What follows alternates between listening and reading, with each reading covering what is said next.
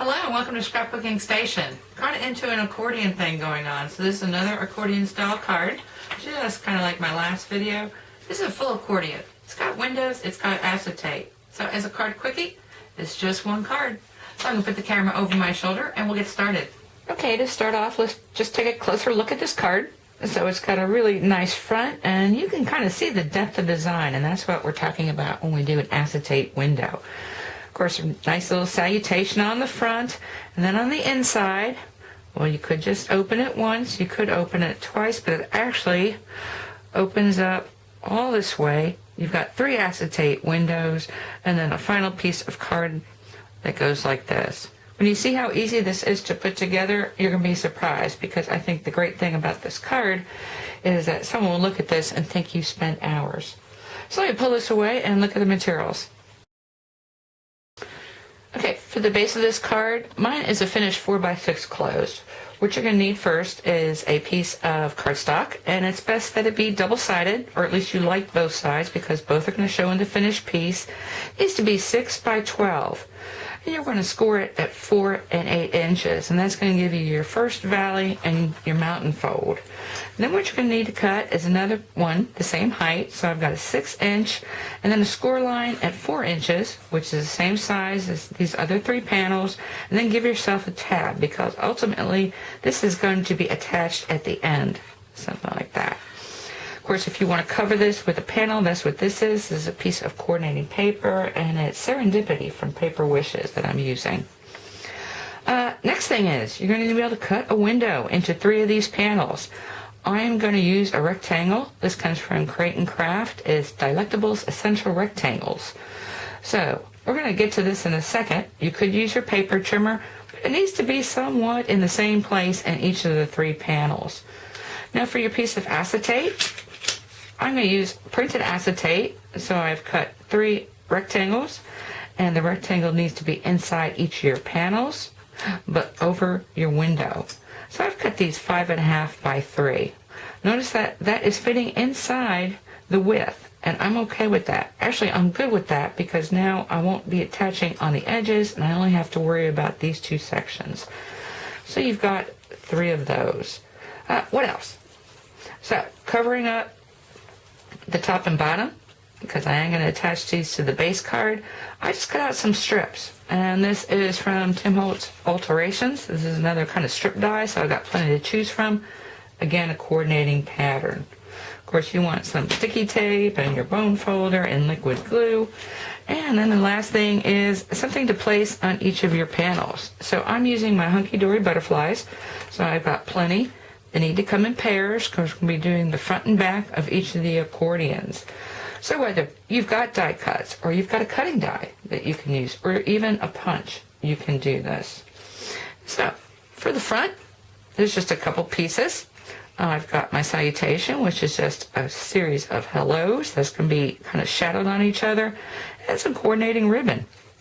So let me move some of these things out of the way, and we're going to get started cutting this window. So to cut this window, and you might not expect this from me, because if this was a card front, I would for sure kind of measure something at least to get this right centered. But what I've got is that base card. I've got it folded the way I want it to look, and what I'm going to do when I bring it through my Big Shot is I am going to eyeball it. I'm going to eyeball it end to end this way and top to bottom. And then I'm going to add a piece of plastic. This can be a thin piece of cardboard or whatever it is, to try and make your Big Shot cut through all 3 layers. I already know it's not going to make it, but what it's going to leave me, it's probably going to make it through 2. What it's going to leave me on this piece is just enough of an impression for me to then position this and cut this last rectangle. So I'm going to do that. And then the second thing that when I come back that I'm going to do is I'm going to add some sticky tape to the top and bottom of my acetate. Now, it's almost nearly impossible for me to figure the right side and wrong side, so I am not going to worry about it. If I can't figure it out looking at it this way, nobody's going to figure it out when they're stacked together. So let me do this, and then we'll be back. Okay, once the windows are cut, there's really 3 other things to do as far as structure. And the first would be to put your acetate panels onto your base card. So make sure you're working on the inside, which means that if I were to close this, this is going to be the front of my card. So let's work with that. Like I said, on the inside, this is peel and stick. I just want to be in about the same place every time. So I know I've got about a 1/4 inch top and bottom. And, you know, actually I could be working through my grid paper for this. But, okay, too late for that. Once that gets on there, the next thing to do would be to add your trims.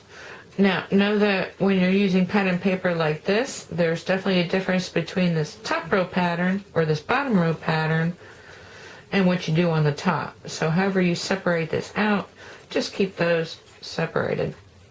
Oh, bottom and top.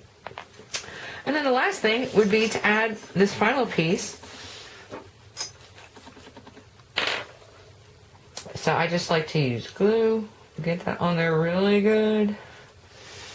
I've tried tape and all that kind of good stuff. And if you were to send your card out right away, but I have cards sitting around here for a long time, and liquid glue just seems to be the only thing that lasts a long time. So you want to get that totally squared up right against that score. Probably go ahead and give it a fold before it sets.